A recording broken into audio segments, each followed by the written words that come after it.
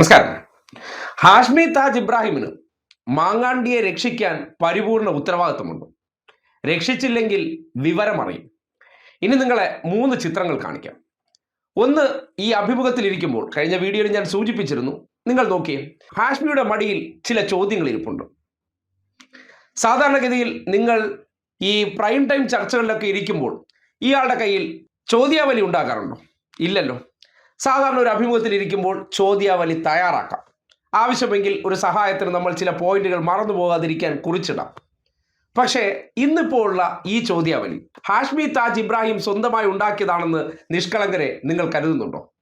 അവിടെയാണ് കോടികളുടെ ഡീൽ ഉറപ്പിച്ചുകൊണ്ടും അല്ലെങ്കിൽ സ്വന്തം ബിസിനസ് പാർട്ണറായിട്ടുള്ള മാങ്ങാണ്ടിയെ രക്ഷപ്പെടുത്താനുള്ള ഉത്തരവാദിത്വം, പലതരത്തിലുള്ള കൊടുക്കൽ വാങ്ങലുകൾ, പല ഡീലുകൾ, ഏതുപോലുള്ള നോക്കിയേ, ഇടുക്കി പൈനാവ് എഞ്ചിനീയറിംഗ് കോളേജിലെ SFI നേതാവായിട്ടുള്ള ധീരജ് രാജേന്ദ്രന്റെ നെഞ്ചത്ത് കത്തി കുത്തി ഇറക്കിയ നിഖിൽ പൈലിയും മാങ്ങാണ്ടിയും ഹാഷ്മി താജ് ഇബ്രാഹിം ഒരു കൊലയാളിയോടൊപ്പം എത്ര ചിരിച്ചുല്ലസിച്ച് നിൽക്കുന്ന ഫോട്ടോ നിങ്ങൾ നോക്കിയേ. അതിന്റെ അർത്ഥം എന്താണ്? ഇവരുടെ ഇത്തരം വേദികളിൽ പോലും നിറസാന്നിധ്യമാണ് ആര്? ഹാഷ്മി താജ് ഇബ്രാഹിം. എന്തുകൊണ്ടായിരിക്കും ഇവരുടെ ഇങ്ങനെയുള്ള ഇടങ്ങളിൽ പോലും അദ്ദേഹത്തിന് സ്വീകാര്യത കിട്ടുന്നത്? അതിന് പിന്നിൽ ചില ഷാഫി ഡീലുണ്ട്, അതിന് പിന്നിൽ ചില മാങ്ങാണ്ടി ഡീലുണ്ട്. ചില PR കമ്പനികളൊക്കെ നടത്തുന്ന വിവരത്തെക്കുറിച്ചൊക്കെ അറിയാൻ കഴിഞ്ഞിട്ടുണ്ട്. അതിൻ്റെ വിവരങ്ങളൊക്കെ വരും ദിവസങ്ങളിൽ പുറത്തേക്ക് വരും. എന്തായാലും ആ ഒരു കെട്ട് ചോദ്യം മുന്നിൽ കൊടുത്തതിന് ശേഷം എന്നെ ഇരുത്തി, അല്ലെങ്കിൽ കേരളം കണ്ട ഏറ്റവും വലിയ മാലിന്യ രാഷ്ട്രീയക്കാരന് മുന്നിൽ വിനീത ദാസനായിട്ട് ചോദ്യം ചോദിക്കുന്ന സന്ദർഭങ്ങളൊക്കെ ഒന്ന് ശ്രദ്ധിക്കേണ്ടതുണ്ട്.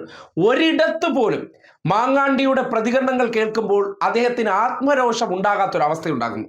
എന്തുകൊണ്ടായിരിക്കും? ഒരു വ്യക്തിക്ക് ഈ അടുത്ത കാലഘട്ടത്തിൽ ഇതേ വിഷയത്തിൽ ഇദ്ദേഹത്തിന്റെ കഥാപ്രസംഗം അരങ്ങേറുന്നത് കണ്ടു, ഉറഞ്ഞു തുള്ളുന്നത് കണ്ടു.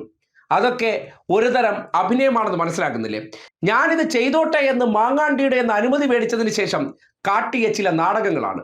അതിനപ്പുറത്തേക്ക് ഇപ്പോ 3ാമത്തെ കേസിൽ അകത്തു പോയതിനു ശേഷം പുറത്തു വരുമ്പോൾ മാങ്ങാണ്ടിയുടെ രാഷ്ട്രീയ ഭാവി ഇല്ലാതായാൽ, ഒരുപക്ഷെ അതിൽ ഞാൻ തിരിഞ്ഞു നോക്കാതിരുന്നാൽ നീ വലിയ വില കൊടുക്കേണ്ടി വരുമെന്നുള്ള മാങ്ങാണ്ടിയുടെ ഒരു മെസ്സേജ് മതി തുള്ളിക്കൊണ്ട് വിനീത ദാസനെ പോലെ ഇത്രയും വലിയ ക്രിമിനൽ കേസുകളിൽ ഉൾപ്പെട്ട ഒരു വ്യക്തിയോട് ഒരു വൈകാരിക ഇടപെടലുമില്ലാതെ അദ്ദേഹം വളരെ ശാന്തനായി, സരസനായി, ഒട്ടും പ്രകോപനമില്ലാതെ പറയുന്നതെല്ലാം കേട്ടിട്ട് രാഹുൽ രാഹുൽ എന്തൊരു വിനീത ദാസനാണ്.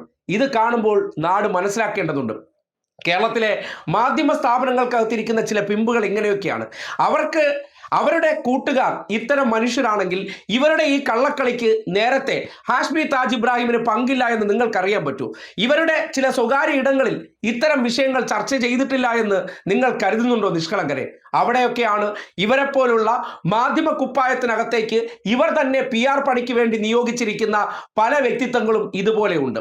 ആ കടപ്പാട് കാണിച്ചില്ലെങ്കിൽ മറ്റ് പല തെളിവുകളും മാങ്ങാണ്ടിയുടെ ഫോണിനകത്തുണ്ട്.